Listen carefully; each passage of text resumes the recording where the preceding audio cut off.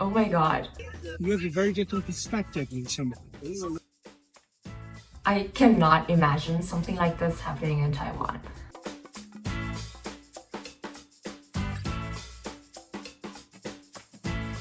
Hi everyone, my name is Emily. I'm a first year PhD student at Caltech Chemistry. Today I'll be going over my takeaways from Caltech's convocation and the wise words of President Rosenbaum. So let's go. The thing about convocation, I actually didn't know this word before, but the guy next to me, who looked kind of smart, didn't know it either. That made me feel a lot better. How they started the convocation was really interesting, because first they had the professors go into the auditorium, then they had all the undergrads and graduate students also file in, and they had all the professors clapping on the side. That was like, oh my god, I cannot imagine something like this happening in Taiwan. It just made me feel so important. I think it's so valuable to do something like this, because especially when you have a group of promising young students, it's so meaningful to let them feel like they're important, to let them know that they matter.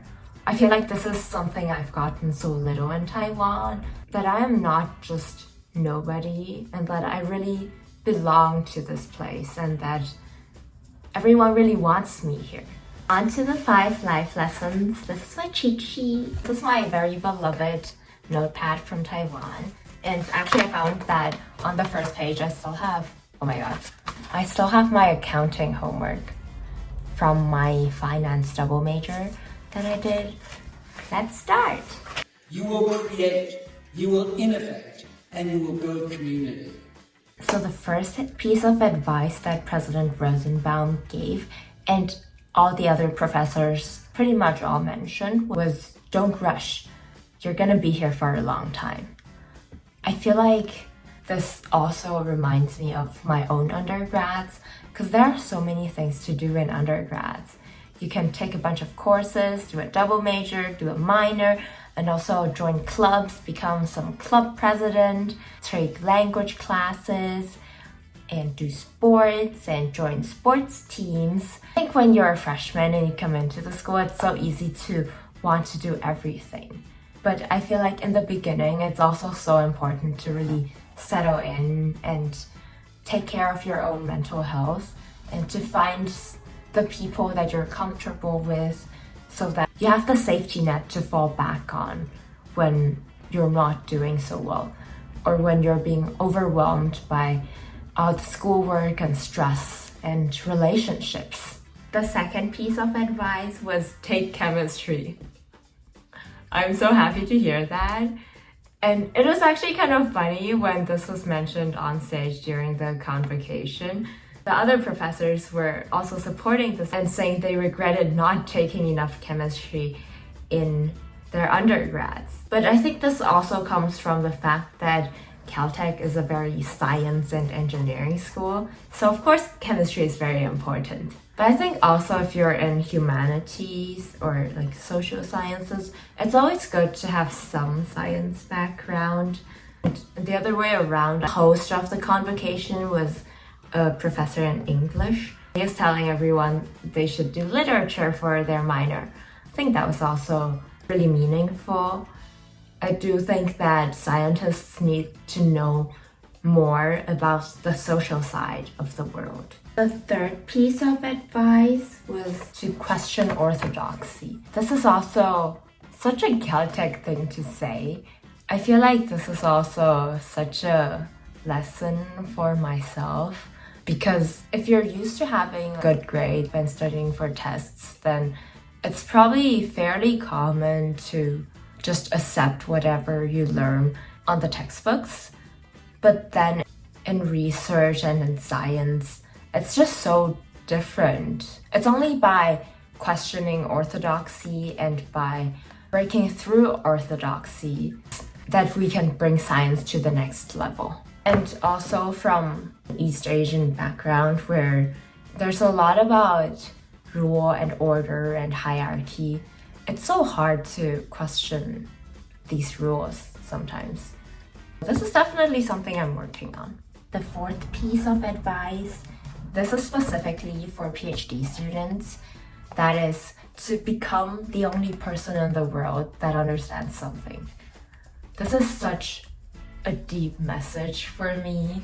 For someone who's starting a PhD, in your undergrads, you might want to study broadly and learn a lot of different things about different fields.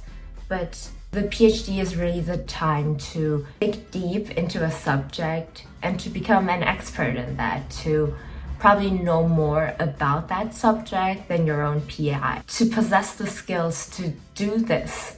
I guess that's the point of PhD training. Anyways, I'm very much touched by the message. I almost cried during convocation. It's so rare in Taiwan, at least, to get these very meaningful messages from important people from the school. The last piece of advice that I got from President Rosenbaum, that I got to interview him. That was really fun. So let's watch I think you this. should try something surprising. Something you haven't thought about, and talk to lots of people, because Caltech is a really small place where people interact and work together and exchange ideas. And I think you come from abroad, others come from abroad, and you have a very different perspective than someone. And so that's incredibly valuable. So you should explore a lot. What is like one very special thing that you've seen people do? Oh, that's a great question. I've seen, and this is probably more at the faculty level, but some students who come in one field and sort of self-adjust the direction let them go. And then they wind up with a conversation or a class, figuring out what's right. What I really love is this. And then you go ahead and do it. This takes a lot of time. So I'm always impressed that people can do it. I do think being special is very important. Applying for the PhD really helped me reflect on myself.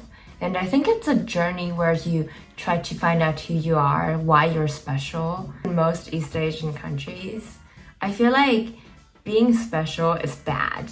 Usually if you do something differently, people won't think you're special. They think you're weird. And then you'll get bullied for that. But I feel like for scientific development, social change too, probably, we do need people to be able to voice their differences so that the whole society becomes better. So one very special person that came to my mind was this dude I know from NTU. He's in electrical engineering, and he took a gap year off and he went sailing on the Pacific for a whole year. I think he is just a really cool person, and he's really staying true to himself and doing things that others don't dare to do. This is all the advice for today. Which ones did you guys like most? Please comment below. Yay! And also, if you like my videos, please follow me. And please also find me on Instagram. I've been on Instagram for 4.5 years. I've been writing a lot of stuff, so if you're interested, please also find the link below. Yay! It was super fun doing this video, and I scribbled some more on my cheat sheet.